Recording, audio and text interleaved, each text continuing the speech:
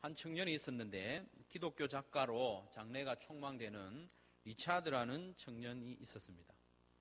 그런데 이 청년으로 하여금 의심과 낙심의 늪에 빠지게 한 사건이 발생하게 되었습니다. 미국의 알래스카에서 비슷한 시기에 비행기 추락 사고가 2건이 일어났습니다. 그런데 9명의 선교사가 탄 비행기는 완전히 추락해서 선교사 모두가 죽었고, 리차드가 주일 오후 예배를 가끔 드리러 가는 교회의 한 성도는 기적적으로 살아난 것입니다. 리차드는 무명의 한 성도는 비행기 사고 중에서도 기적적으로 살아남아서 감사하다는 간증을 하고 있는데, 복음 전파를 위하여 모든 것을 내려놓은 선교사, 그것도 9명이나 되는 선교사가 한꺼번에 그렇게 허무하게 죽게 하시는 하나님을 도저히 이해할 수 없다. 그래서 오랫동안 계획했던 욥기에 대한 책을 포기하고 말았던 것이죠. 여러분은 그럴 때가 없습니까? 신앙생활 하다 보면 정말 이해가 되지 않는 사건, 사고, 고난, 어떤 경우에는 죽음, 그런 것을 종종 만납니다.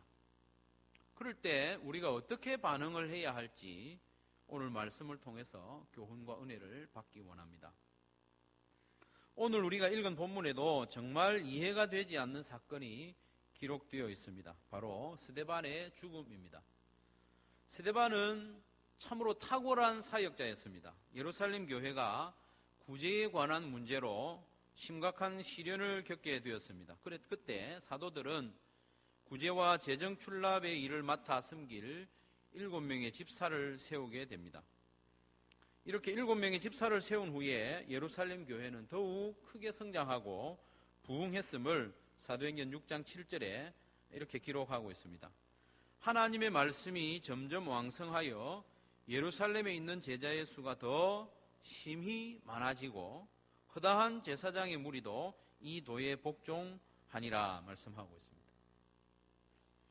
예루살렘 교회와 사도들로서는 이 7 집사를 볼 때 정말 천군만마와 같이 여겼을 것입니다. 교회에 어려움이 있을 때 이 집사들을 세우니 모든 문제가 해결되고, 문제가 해결될 뿐만 아니라 제자의 수가 더 심히 많아지고, 심지어 허다한 제사장의 무리도 이 도에 복종했다고 하는 것이죠. 이 7 집사 가운데 가장 탁월한 사람이 바로 스데반이었습니다. 집사를 임명하고 또 스데반이 순교하는 이 과정에 문장의 구조를 보면 스데반을 대단히 중요한 인물로 인정하는 것을 볼 수 있습니다. 사도행전 6장 1절부터 6절까지 말씀해 보면 7 집사를 세우는 과정을 설명하고 있고, 세운 후에 7절에 보면 7 집사를 세운 후에 교회가 크게 부흥했다는 말씀을 기록한 이후 8절부터 이어서 계속해서 스데반에 대한 말씀을 이어가고 있는 것이죠. 이것은 7 집사들 가운데 스데반이 핵심적인 인물이라는 것을 강조하는 문장의 구조입니다. 성령과 지혜가 충만한 사람 7을 택하라 라고 했을 때 누구보다 먼저 또 누구보다 많은 사람으로부터 추천받은 사람이 바로 이 스데반입니다. 그래서 그 이름이 가장 먼저 나오죠. 사도행전 6장 8절에 보니까 스데반이 은혜와 권능이 충만하여 큰 기사와 표적을 민간에 행했다라고 했습니다. 사도들보다도 어쩌면 더 능력 있는 모습을 보여주는 것이죠. 그리고 회당에 모인 많은 디아스포라들, 외국에 나가 있던 유대인들, 유대교에 입교한 이방인들, 가리켜 디아스포라라고 하는데, 이들이 명절을 맞아서 예루살렘에 많이 모여든 거예요. 그 사람들은 대단한 열심을 가지고 있고 또 똑똑한 사람들입니다. 그 모든 사람들이 달라붙어서 한 사람 스데반과 논쟁을 했는데 이겨내지를 못하는 거예요. 당하지를 못하는 거예요. 스데반이 단지 말을 잘해서 달변가라서 그런 것이 아니라 이어지는 말씀들에 보면 지혜와 성령으로 말했기 때문에 그 많은 사람들이 함께 논쟁을 해도 스데반을 당해낼 수가 없는 것이죠. 그래서 너무 화가 난 나머지 공회에 스데반을 고발을 하는 것이죠. 고발당한 상황에서 스데반이 설교하는 내용이 사도행전 7장 1절부터 53절까지 길게 이어지고 있습니다. 요즘 우리가 바이블 타임을 통해서 사도행전을 같이 읽고 있는데요. 스데반이 이 설교를 읽으면서 정말 놀랍습니다. 감탄이 저절로 나오죠. 스데반은 성경 전체를 꿰뚫고 있고 통달한 사람으로 보입니다. 아브라함으로부터 시작해서 예수님에 이르기까지 예수님이 왜 그리스도인지 증명하고, 그렇게 하면서 공회원들에게 너희가 이 그리스도를 주겠다 책망까지 하게 되는 것이죠. 이 설교를 듣고 있던 공회원들은 오늘 54절 말씀해 보니까 마음에 찔렸다고 했습니다. 마음에 찔렸다. 그들도 인정하는 것이죠. 마음에 찔리지만 여전히 불신하고 있고 여전히 스데반을 핍박하고 있는 모습을 보게 됩니다. 그런데 이 설교 한 편을 마친 스데반은 오늘 본문에서 갑자기 순교를 하게 됩니다. 이해가 되지 않습니다. 어떻게 이럴 수가 있습니까? 사도행전 6장에서 이제 임명을 받은 탁월한 지도자 스데반 집사가 7장에 이르러서는 갑자기 순교를 하게 되는 것이죠. 성령과 지혜가 충만한 사람 스데반, 성경에 통달한 스데반이 왜 가장 먼저 이렇게 순교를 해야 합니까? 이렇게 빨리. 만약 누군가 순교를 해야 한다면 7 집사 중에 다른 사람을 택해야 할 것 같습니다. 성경이 마칠 때까지 그 활동에 대해서 전혀 소개되고 있지 않는 사람들이 많이 있습니다. 브로고로나 니가노르나 디몬이나 바메나나 이런 사람을 순교하게 할 것이지 왜 이렇게 탁월하고 성령과 지혜가 충만한 스데반을 먼저 데려가시느냐 하는 것입니다. 예루살렘과 12 사도들이 스데반에 대해서 얼마나 기대하고 있었겠습니까? 앞으로 스데반을 통하여 하나님이 놀라운 일을 행하실 것이라고 마음에 굳게 믿고 있었는데, 그런데 너무나도 일찍 데려갔습니다. 설교 한 편 남기고 그만 돌에 맞아 죽어버린 것입니다. 이해할 수 없습니다. 그러면 하나님께서는 왜 이렇게 성령과 지혜가 충만한 사람, 말씀에 통달한 스데반, 은혜와 권능이 충만하여 큰 기사와 표적을 민간에 많이 행하던 이 스데반을 그렇게도 빨리 불러가셨느냐 하는 것입니다. 감사하게도 사도행전은 그 이유를 간접적으로나마 우리에게 설명하고 있습니다. 사도행전 8장 1절 2절을 같이 읽겠습니다. 1절 2절입니다. 시작.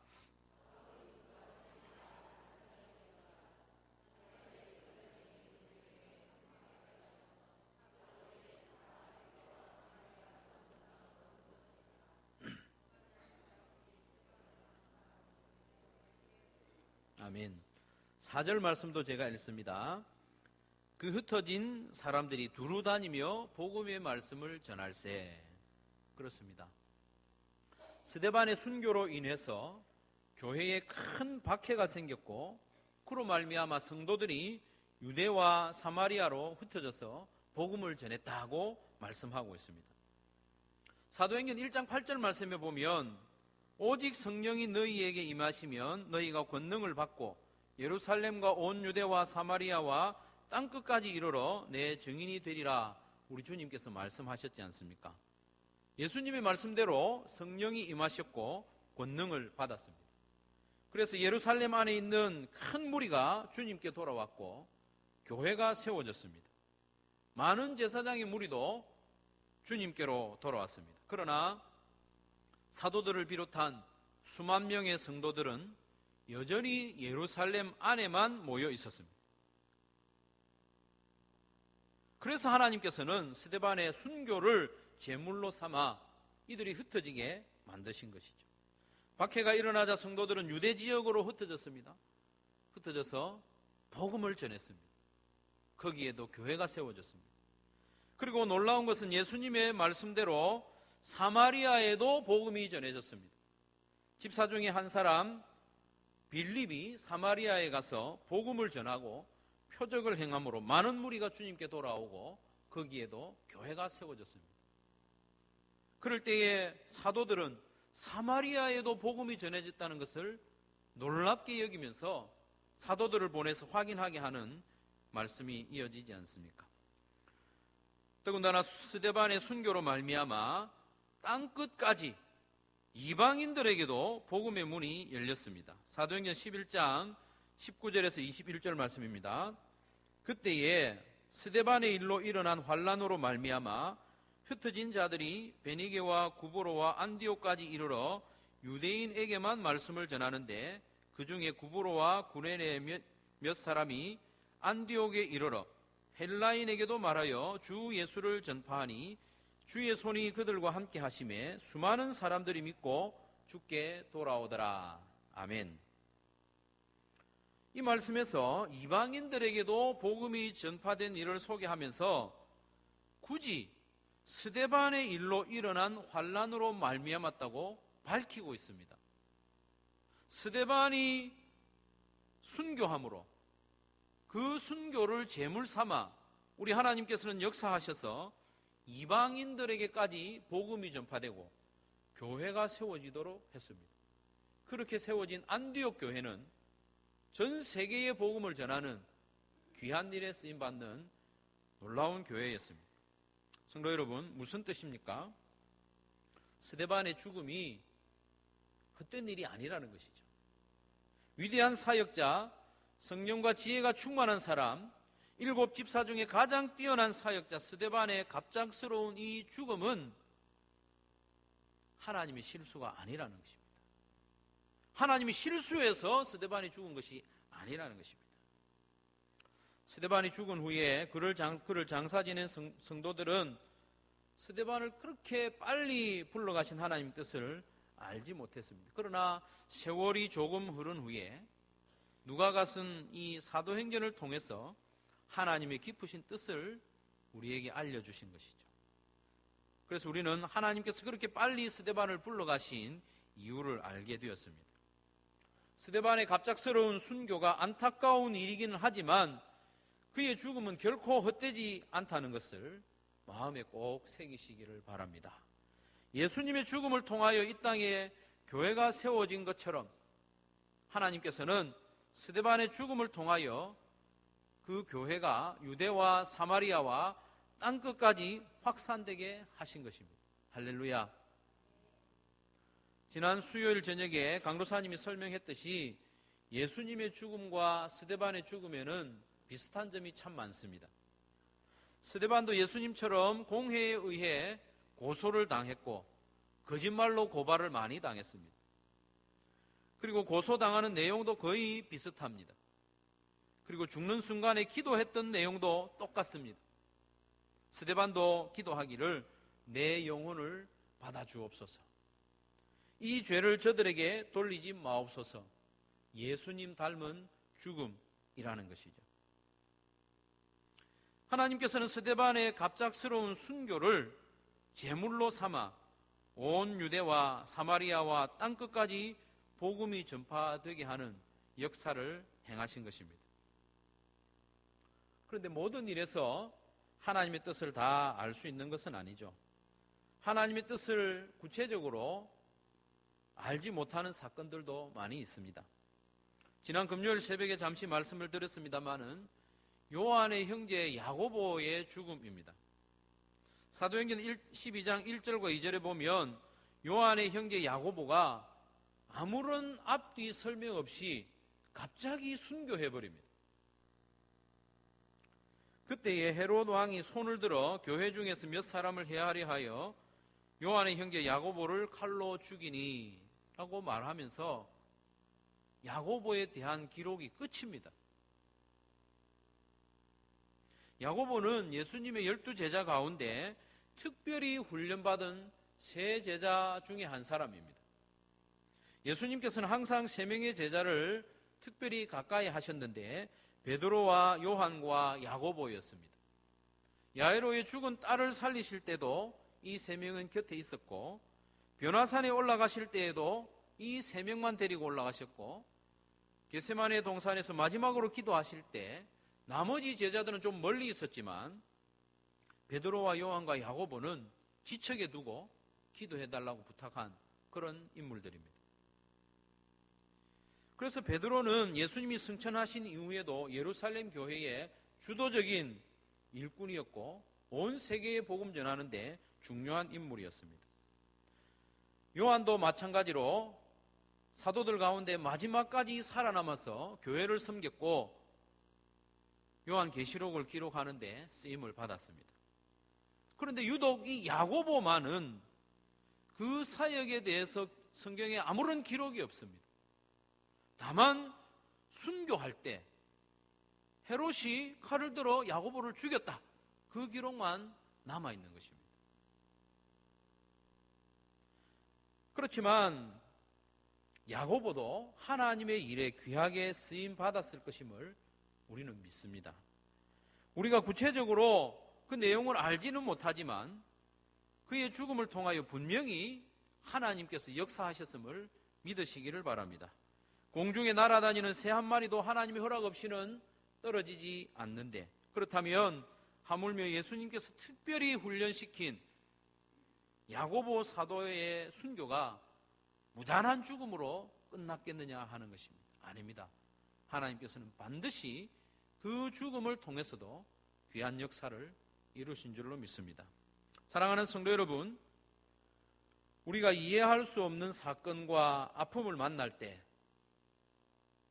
이해되지 않는다고 하나님을 향하여 원망하거나 의심하는 대신에 우리는 이렇게 고백해야 합니다. 한번 따라하겠습니다. 뜻이 있겠지. 뜻이 있겠지. 예, 뜻이 있겠지라는 이 말은 체념하는 말이 아닙니다. 비록 내가 하나님의 뜻을 구체적으로 알지 못하지만 하나님의 귀한 뜻이 숨어 있다는 것을 믿는 믿음의 고백입니다. 나는 알지 못하지만 하나님의 선하신 뜻과 놀라운 계획이 있음을 믿으시기를 바랍니다. 스데반의 죽음도 야고보의 죽음도 모두 귀합니다. 그들의 죽음은 하나님의 나라와 교회를 위한 제물이었습니다. 땅에 떨어진 한 알의 밀과 같았다는 것이죠.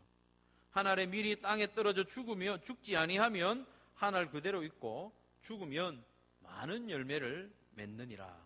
아멘. 사도행전에 보면 이런 기사로 가득합니다. 하나님의 손에 쓰임받는 많은 사람들이 희생하고 죽음으로 말미암아 교회가 확장되고 수많은 사람들이 주님께 돌아와 생명을 얻는 기사가 사도행전에 가득하지 않습니까? 한 알의 밀이 땅에 떨어져 죽으면 많은 열매를 맺는다는 이것은 단지 농사의 원리가 아니라 동시에 영적인 원리인 것입니다. 사랑하는 성도 여러분, 스데반의 죽음을 제물로 삼아 또 알지 못하지만 야고보의 죽음을 제물로 삼아 복음이 전파되게 하신 하나님은 지금도 여전히 같은 방법으로 역사하심을 믿으시기를 바랍니다. 그래서 우리가 만나는 이해할 수 없는 아픔, 사건들 가운데서도 믿음을 잃지 않고 하나님이 어떤 일을 하셨을까, 어떤 일을 하기를 원하실까 기대함으로 잠잠히 바라보는 저와 여러분들이 되시기를 간절히 바랍니다.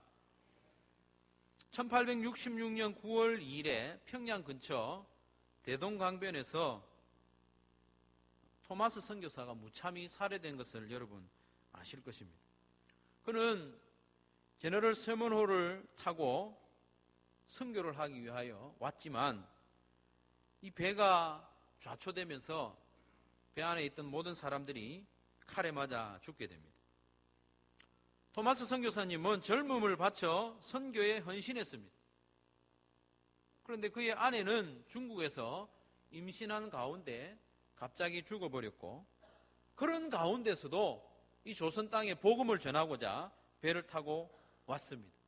그런데 웬걸요? 27살 젊다기보다는 아직 어린 나이에 복음을 제대로 한 번도 전해보지 못하고 칼에 맞아 죽어버렸습니다. 그 죽음을 보는 현장에서는 당연히 그 죽음을 허무하게 무의미하게 생각하지 않겠습니까? 그러나 그의 헌신과 준비의 모든 과정을 기쁘게 받으신 하나님께서는 그의 죽음을 제물로 삼아 조선 땅에 복음이 널리 전파되게 일하셨습니다. 토마스 선교사가 박충권이라는 사람의 칼에 맞아 죽었는데 죽으면서 성경을 전해주었습니다. 그럴 때에 군중 속에 있던 최치량이라는 소년이 있었습니다. 11살, 12살쯤 된 이 소년이 있었는데 얼떨결에 3권의 성경책을 주워가지고 집으로 돌아갔어요. 가만히 보니까 이 성경은 읽어서는 안 될 금서라는 것을 알고 그 지역의 관리인 박영식이라는 사람에게 그냥 갖다 주어버렸습니다. 박영식은 자기 집을 도배하려고 하는데 종이가 없던 차에 성경을 가져다 주니까 이 성경을 다 찢어가지고 온 방에 천정까지 성경으로 도배를 해둔 것이죠. 그 후에 최치량이라는 사람이 성경을 가져다 준 그 사람 박영식에서 그 집을 샀어요. 집을 사서 그 집을 이제 주막으로 운영을 했습니다. 놀랍게도 토마스 선교사님이 순교한 지 30년쯤 뒤에 그 주막에 마포 삼열이라는 선교사님이 머물게 됩니다. 평양 선교의 꿈을 안고 왔는데 이 선교사님이 이 주막에 온 거예요. 와보니까 성경으로 도배가 되어 있습니다. 최치량에게 자초지종을 묻고 그에게 복음을 전했습니다. 예수님을 믿었습니다. 세례를 받았습니다. 그 주변에 집을 한 채 구해서 교회를 세웠습니다. 그 교회가 바로 평양에 처음으로 세워진 널다리 교회라는 교회입니다. 이 교회가 좀 있다가 이름이 바뀌었는데 장대현 교회라고 들어보셨지 않습니까? 1907년 평양 대부흥의 진원지가 되었던 교회가 바로 장대현 교회입니다. 토마스 선교사님이 말 한마디 못하고 순교한 그 모습이 참으로 허무하게 보였지만 그가 전해준 성경을 통해서 교회가 세워지고 그 교회가 장대현 교회가 되어서 평양 대부흥의 진원지가 되었다는 것입니다. 이뿐만이 아닙니다. 토마스 선교사를 칼로 찌른 박충권도 자기가 찌르는데 성경을 주는 그것을 받아온 거예요. 그 사람이 간증하기를 내가 그 사람을 죽였지만 성경을 전해주는데 이걸 내가 꼭 받아와야 되겠다는 마음이 생겨서 받아온 거예요. 성경을 읽고 예수님을 믿었어요. 일꾼이 된 거죠. 그리고 그 박충권의 조카도 벽에 도배되어 있는 그 성경을 읽고 예수님을 믿고 선교사님을 돕는 사역자가 되었습니다. 뿐만 아니라 이 이영태라는 사람은 우리가 가진 이 성경 처음에 번역되는 한글 성경의 약 3분의 2를 번역할 만큼 큰 기여를 한 사역자가 된 것이죠. 성도 여러분, 참 비참하고 또 허무하게 죽는 것으로 보이는 이 토마스의 순교가 결코 헛되지 않았다는 것입니다. 우리 하나님께서는 그 토마스의 순교를 제물로 삼아 이 조선 땅에 복음이 전파되게 하고 대부흥의 진원지가 되는 장대현 교회를 세우시고 이 땅에 성경이 번역되게 하는 일을 그 한 사람의 제물을 통해서 일하신 것을 우리는 마음에 꼭 새겨야 합니다. 뿐만 아니라 선교사님들 가운데 그 죽음과 제물이 어떻게 사용되었는지 알지 못하는 일도 종종 있습니다. 오늘은 이야기를 하는 김에 한 분을 더 소개하고자 합니다. 제 신대원 동기 중에 방효원 목사님이 있습니다. 목회를 하시다가 캄보디아 선교에 헌신을 했습니다. 그래서 2009년 4월부터 현지에 가서 언어 훈련을 하고 적응 훈련을 다 마쳤습니다. 드디어 2013년 6월 18일에 사역지인 시엠립으로 이사를 가게 되었습니다. 짐은 이미 다 보냈고 이제 몸만 가면 되는 거죠. 내 자녀와 함께 이제 이사를 하면서 인증씨앗이라고 하죠. 가족 사진을 찍어서 동기들에게 알려주고 이제 우리가 사역지로 갑니다. 기도해 주십시오. 부탁을 했어요. 푸놈펜에서 시엠리업으로 올라가는 도중에 관광버스와 충돌하여 선교사님 부부와 두 자녀가 그 자리에서 죽어버리고 말았습니다. 나머지 두 자녀도 혼수 상태에 빠져서 겨우 깨어났습니다. 그나마 한 자녀는 팔을 하나 절단을 해야만 살아남는 그런 형편에 있었습니다. 이 소식을 들은 우리 동기 목사들은 정말 망연자실했습니다. 참으로 신실하고 순수한 목사님이었는데 어떻게 하나님 이럴 수가 있습니까? 지금까지 준비해서 사역지로 이사가는 중에 어떻게 불러가실 수 있습니까? 이렇게 준비를 시키셨으면 다만 1년이라도 사역할 수 있도록 기회를 주셔야지 이사하는 중에 불러가시면 어떻게 합니까? 아이들이라도 좀 살려주시지. 아니면 차라리 4명을 다 불러가시든지. 지금 2명 남은 아이들은 부모 없이 형제를 잃고 불구가 된 상태로 살고 있는 것이죠. 정말 많은 생각을 하게 되었습니다. 그렇다고 하나님의 뜻을 속속들이 다 알 수는 없었습니다. 하지만 하나씩 하나씩 하나님의 뜻을 짐작할 수 있게 되었습니다. 뜻이 있겠지. 우리가 알지 못하지만 하나님의 뜻은 있을 거야. 우선 하나님께서는 우리가 살아가는 오늘의 삶을 통해서 이미 일하고 계시고 영광 받고 있다는 것을 깨닫게 되었습니다.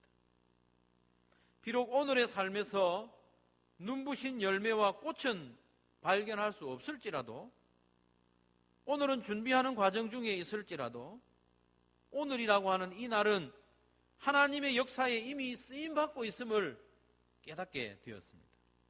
하나님은 처음이요 나중이시기 때문에 우리가 반드시 나중까지 살아남아 하나님의 역사에 쓰임받을 이유는 없는 것입니다. 앞에 있는 것이 뒤에 영향을 미칠 수도 있는 것입니다. 나는 비록 준비하는 일에만 나의 모든 시간을 사용했는데, 그리고 역사의 무대에서 사라졌을지라도 하나님은 그것을 제물로 삼아 얼마든지 역사하실 수 있다는 것을 깨닫게 되었습니다.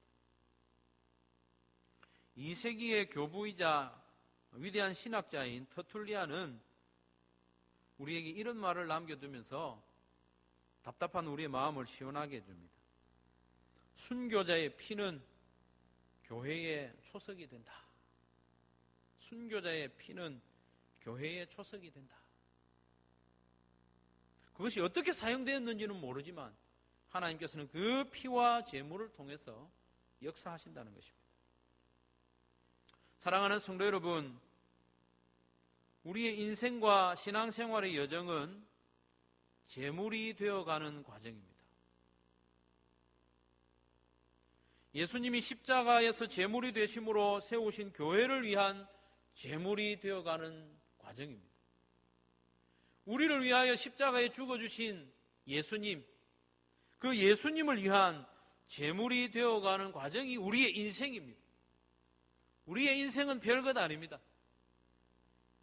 예수님이 제물이 되신 것처럼 우리도 제물이 되어가는 것이 우리 인생이요 신앙 여정입니다. 우리가 제물이 될 때 그 제물을 통해서 하나님은 일하십니다. 제물이 된다는 것은 내가 죽는 것을 말하죠. 내가 살아서 펄떡거릴 때는 제물이 아닌 것입니다. 그렇다고 우리가 모두 육신의 목숨을 당장 내어놓아야 한다는 것은 아닙니다. 제물이 된다는 것은 육신의 죽음을 포함하지만 더 많은 경우에 자기 자신을 부인하고 희생하며 겸손히 섬기는 모든 섬김을 다 포함합니다. 오늘과 다음 주일에 걸쳐서 사역 박람회를 하게 되는데 섬김 박람회라고 할 수도 있겠죠.